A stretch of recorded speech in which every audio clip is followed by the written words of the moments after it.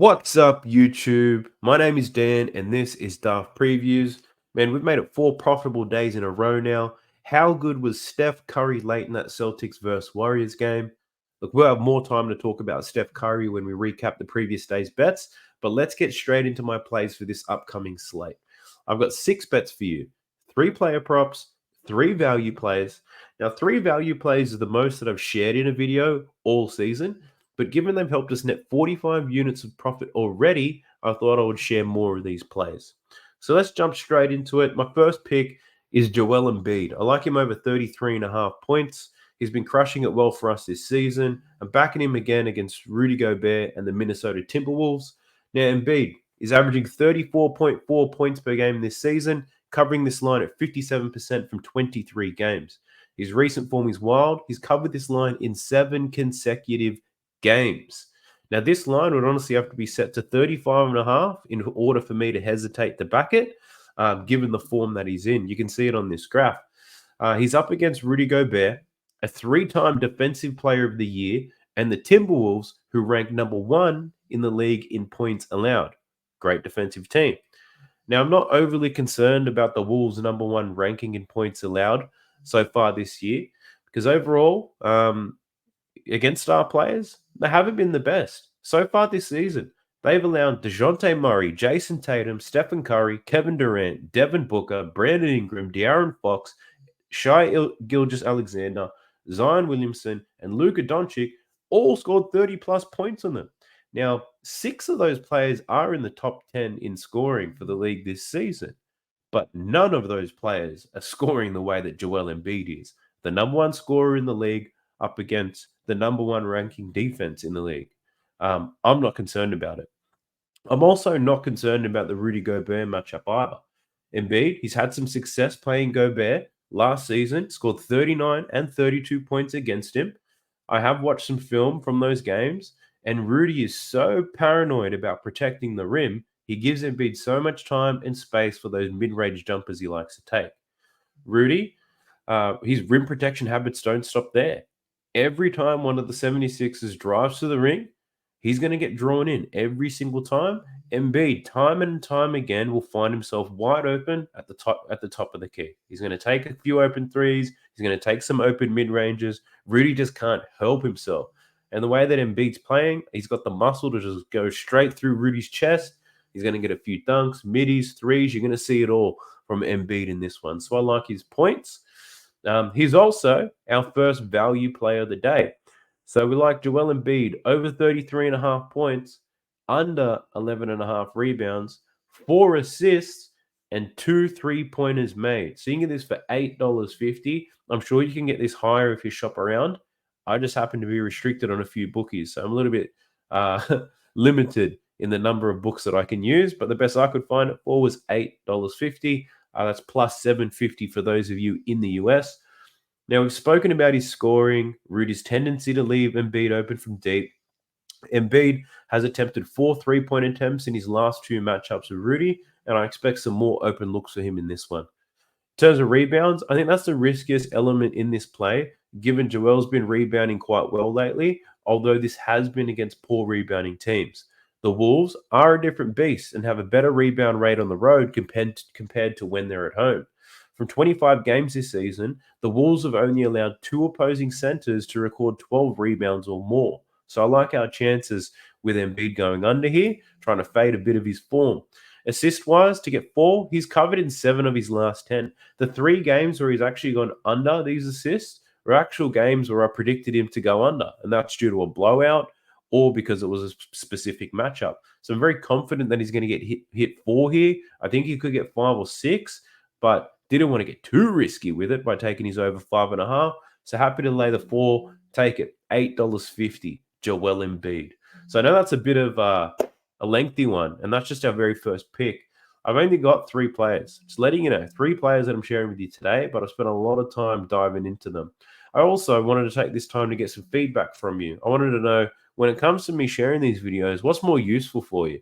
Do you prefer to see the graphs? Does it visually get you aroused?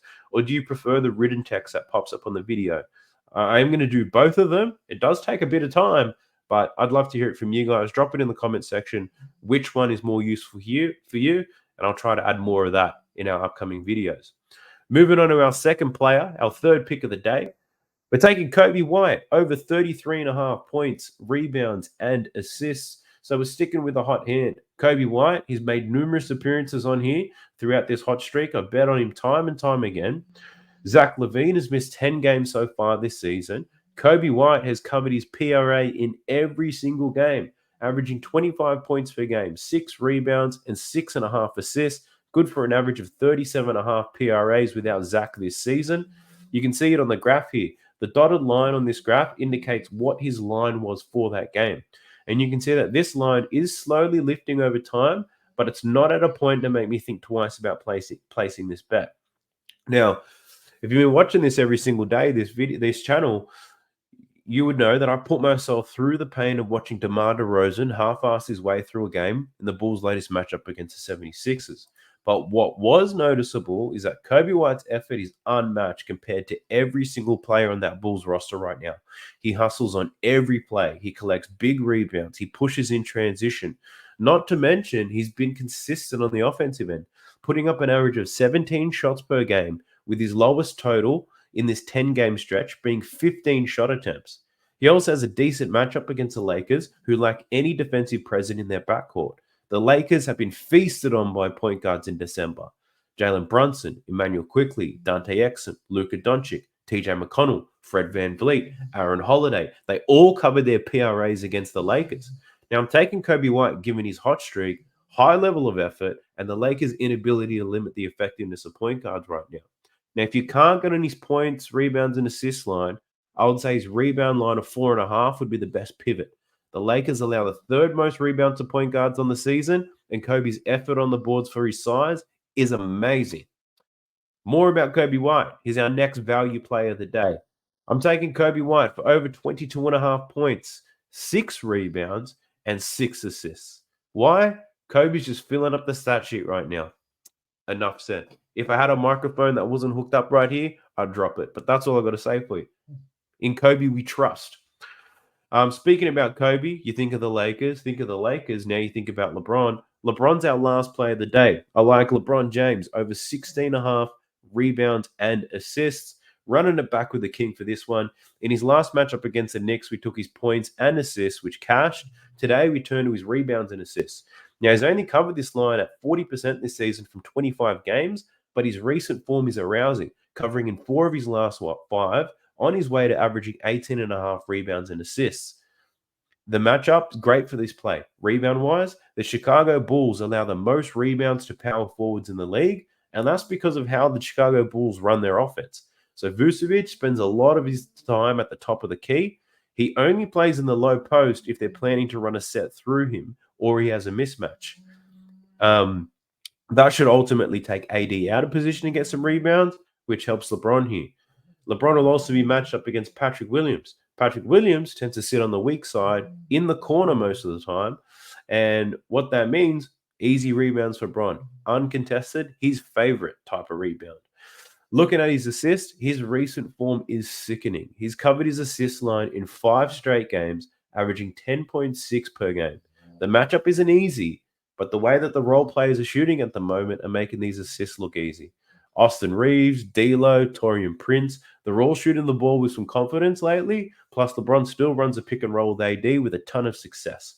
So like in LeBron James, over 16.5 rebounds and assists. And you probably guessed it. We're taking LeBron James on the value play here. Here's what I'm thinking. LeBron James under 25.5 points, over 10 rebounds, and over 7.5 assists. You can get that for $6.50. Now, the Bulls play at the slowest pace in the league, probably because DeRozan runs up and down the court like he's 50 years old, but with less possessions means less chances to score. Now, Bron's really thriving in this facilitating role at the moment. I explained why we love his rebounds, why we love his assists. I'm taking the risk on him filling out the stat sheet without scoring a ton. And that's all I got for you, ladies and gents. 3 players, but 6 picks. I spent 2 hours trying to find them. If you did like it and you appreciate the effort that we're putting in, like the video, drop some comments in, subscribe, share it around. Let's start to build a following. The community is slowly growing. Let's do a quick recap on the day that was. So, our very first play, we had CJ McCollum over 18.5 points. He had a beast of a third quarter. He started the fourth, I think, on 18 points. Didn't score. In the last 2 minutes, took 2 3-pointers. One was an air ball. The second one, wide open to win the game, and he bricked it. So, finished on the hook there. That was a bit disappointing. We also took Steph Curry over 28.5 points. And you can see in that visual it says not washed. And the reason why is once he picked up his fifth personal foul, I think he had 13 points at the time, I was like, this bet is dead. So in the Discord, I typed in next to the bet when I was trying to say that it lost, that he was washed. And I put an X next to it to say that this bet didn't cash.